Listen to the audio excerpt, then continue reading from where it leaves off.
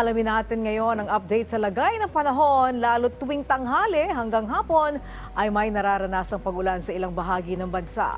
Ihatid sa atin yan ipag-asa weather specialist Chanel Dominguez.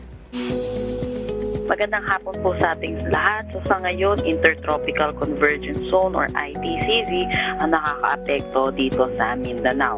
Asahan natin na magiging maulap ang panahon na may kasamang kalat-kalat ng pag-ulan dito sa Zamboanga Peninsula, Davao Region, Maguindanao, Sultan Kudarat at Sarangani.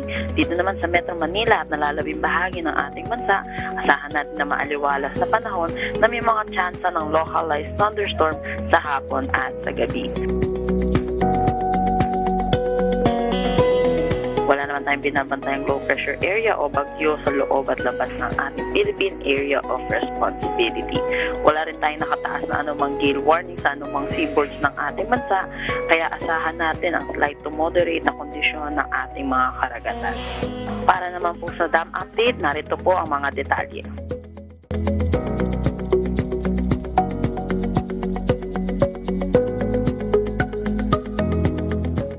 Yan po muna ang latest dito sa Pag-asa Weather Forecasting Center. Chanel Dominguez po at magandang hapon.